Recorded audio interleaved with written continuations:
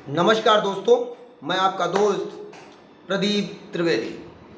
Crime वारदात की कहानियों में आज की कहानी कल जिला सत्र एवं न्यायालय शाहजहांपुर में एक एनआरआई महिला और उसके कथित प्रेमी को महिला को फांसी की सज़ा सुनाई गई है और उसके प्रेमी को उम्र कैद की सज़ा सुनाई गई है।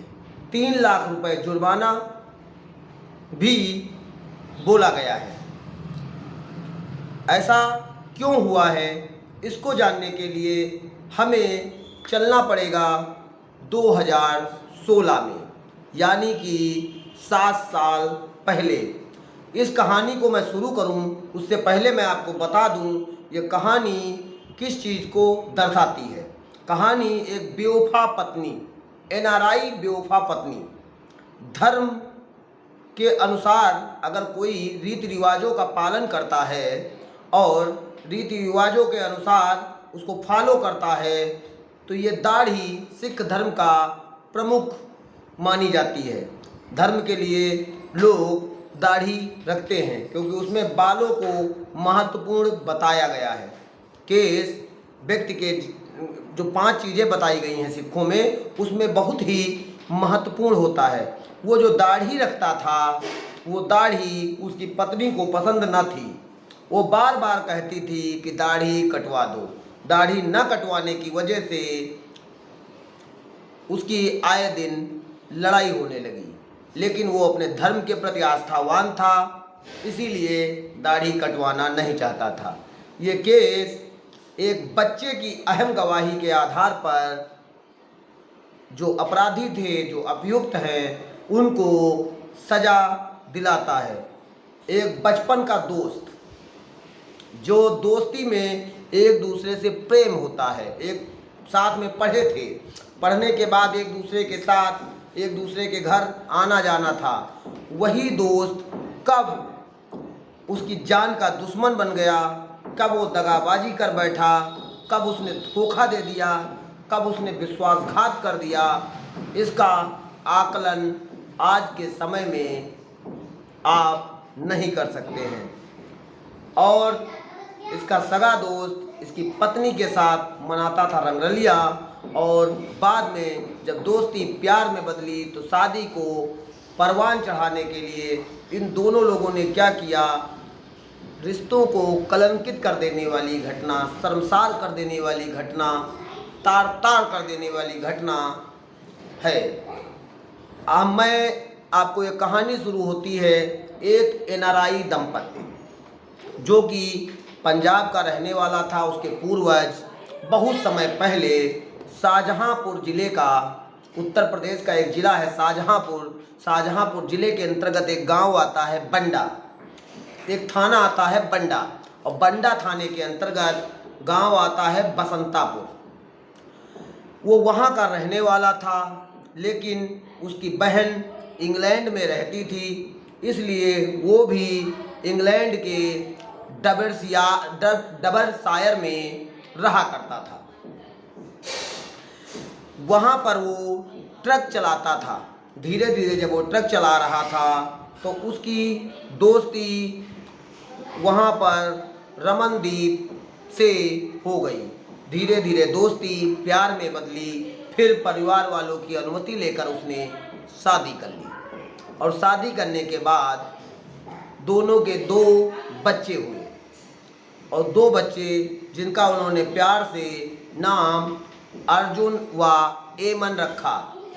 और धीरे धीरे एक इनका दोस्त था जिसका नाम गुरप्रीत सिंह मिट्ठू था, जो पंजाब में इनके साथ ही पढ़ता था।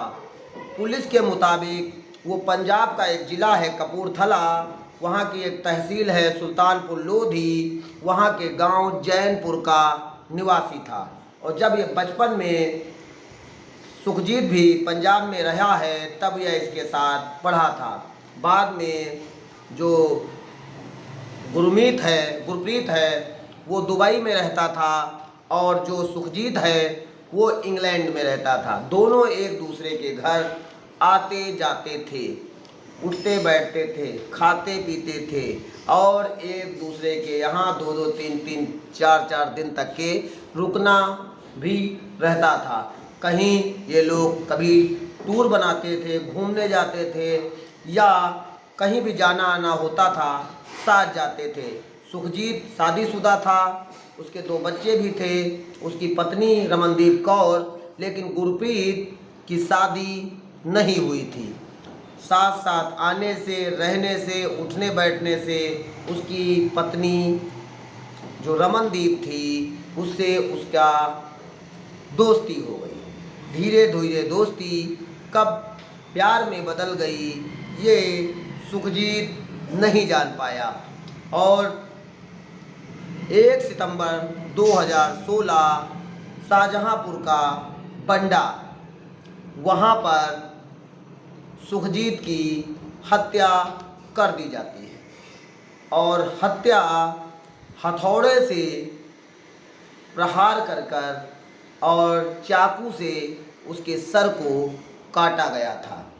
और सुबह जब घर वाले उस बसंतापुर का जो फार्म हाउस है, आपने देखा होगा कि जो सरदार लोग होते हैं वो अपने खेतों में ही फार्म हाउस बनाए रहते हैं, वहाँ पर ही उनका अपना सारे खेती के उपकरण, रहने का आवास और वहीं पर वो जानवर वानर भी बांधते हैं।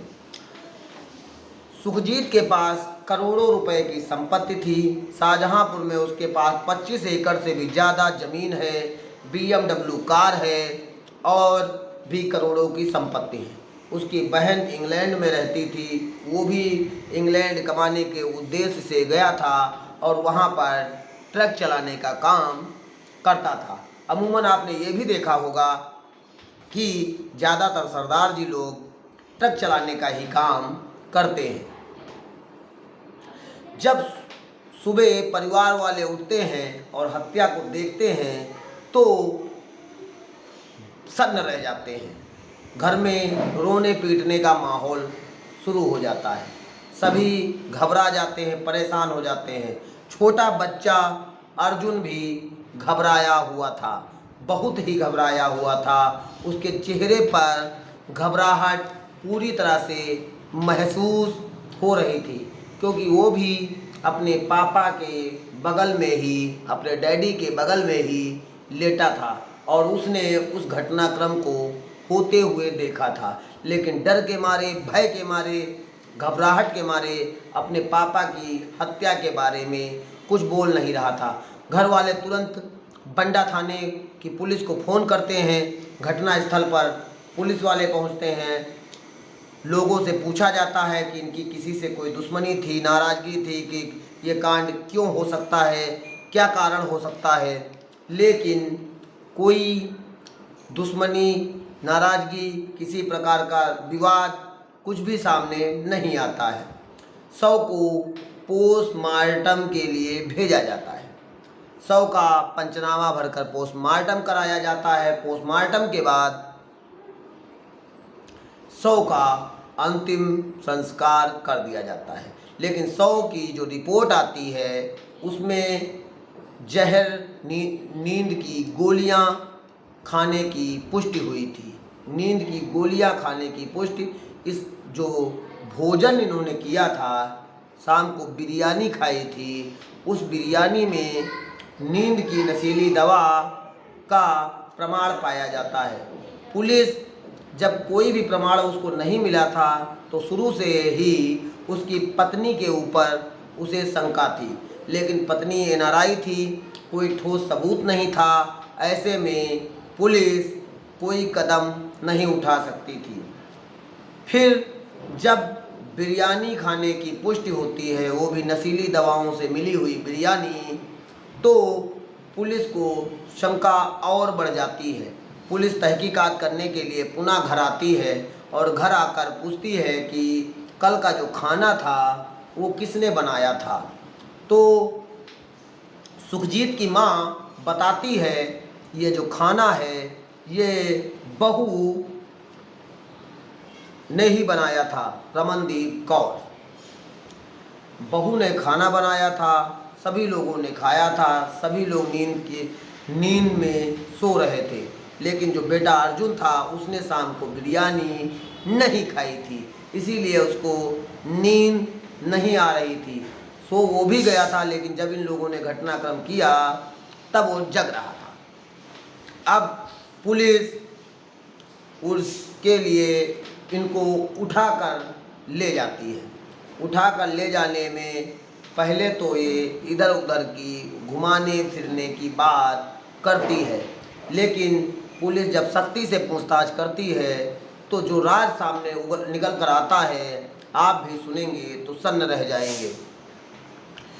वहीं पर जब इसकी दोस्ती इसी के दोस्त उर्पीत उस मिट्ठू से हो गई थी, तो जो ये मिट्ठू था इसने एक दूसरे के साथ जीने मरने की कस्में खा ली।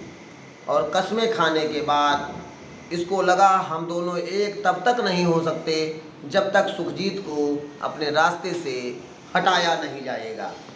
इन लोगों ने पूरे प्लान के मुताबिक सुखजीत को हटाने के लिए ये दुबई से इंग्लैंड गया, फिर इंग्लैंड से 28 जुलाई 2016 को ये लोग भारत आए। और भारत आने के बाद ये 28 जुलाई 2016 भारत पहुँचे, और भारत के बाद ये भारत के पंजाब जहाँ जहाँ इनके रिश्तेदार नातेदार सगे संबंधी या घूमने फिरने की जगह थी, जगह जगह घूमे। और 15 अगस्त को ये अपने दोस्त मिट्ठू को लेकर सुखजीत अपनी पत्नी और बच्चों के साथ शाहजहाँपुर के गांव बसंतापुर पहुंचता है, जबकि इसकी पत्नी पहले से ही प्लान बनाए हुए थी कि इसको हत्याकांड को अंजाम देना है। अंजाम देने के लिए उसका पूरा प्लान था। वहाँ पहुँचते हैं, फिर अपने प्लान के मुताबिक ये 31 तारीख को तक वहाँ रहा, और 31 तारीख को घर वालों को ये बताकर निकला कि अब मुझे काम बहुत दिन से छूट रहा है, मैं बहुत दिन से घर से बाहर निकला हूँ। इसका जो दोस्त मिट्ठू था, अब मुझे दुबई पर अपने काम से वापस जाना पड़ेगा।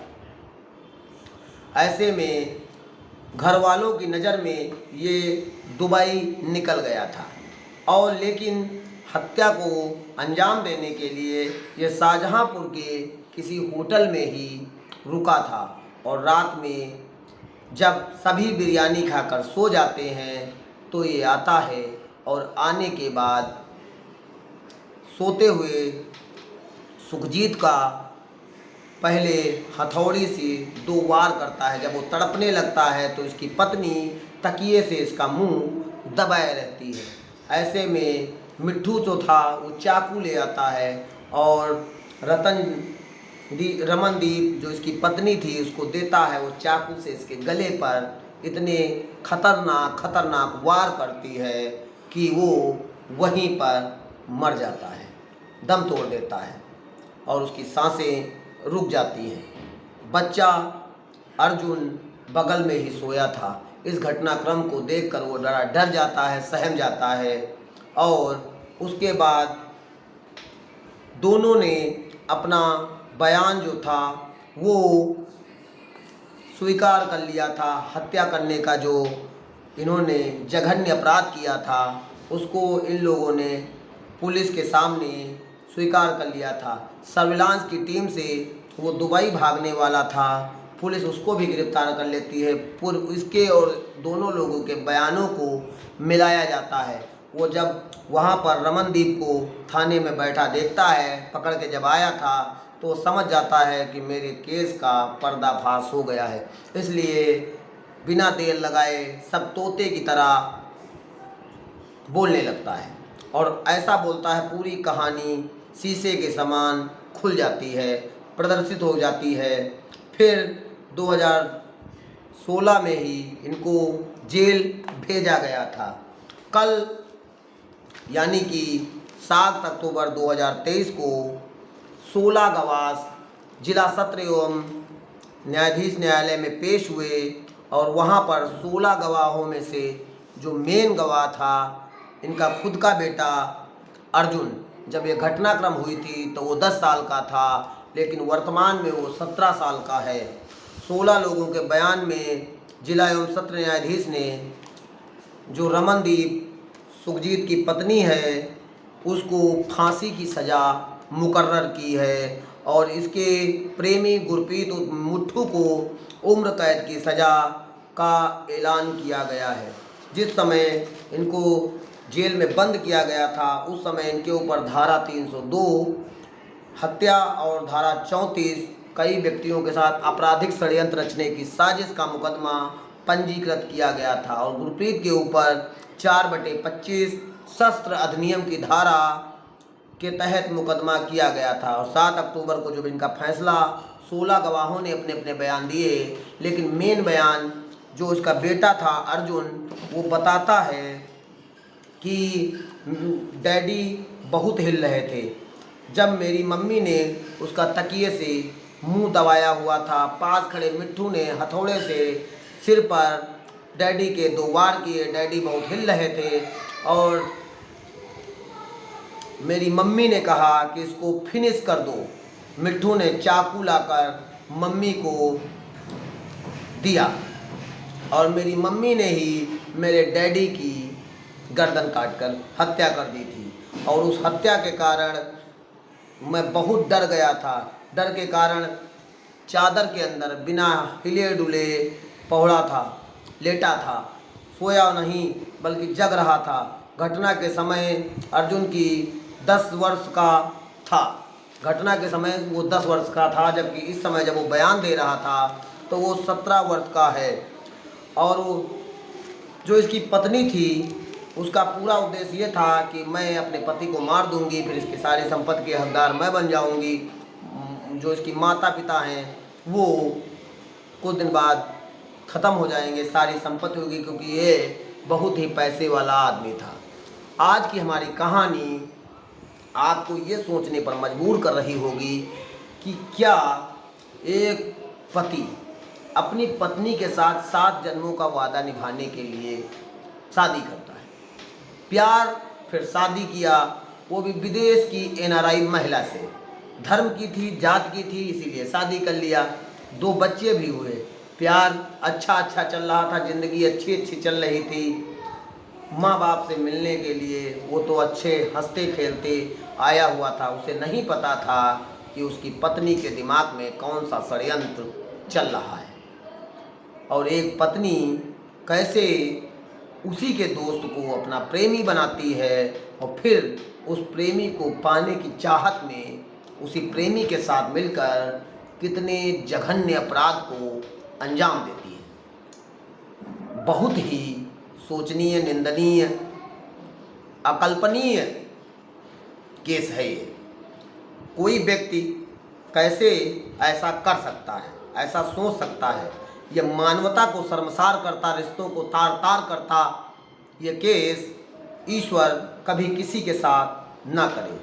बाकी जिला एवं सत्र न्यायाधीश ने जो सज़ा सुनाई है उसके आगे की कार्रवाई जो वो अपनी अपील दाखिल करेंगे, जो होना होगा, लेकिन इन ऐसे लोगों को कठोर सज़ा मिलनी चाहिए जो दूसरों के साथ अपराध करते हैं। बाकी हमारा न्यायालय, हमारी पुलिस व्यवस्था हमेशा ऐसे लोगों को अपराध करने वालों को सज़ा दिलाने के लिए कटिबद्ध है और किसी के साथ कोई अप्रिय घटना ना हो, इसी भावना के साथ आज का वीडियो मैं यहीं पर वाइंड अप करता हूँ। धन्यवाद। जय हिंद, जय भारत।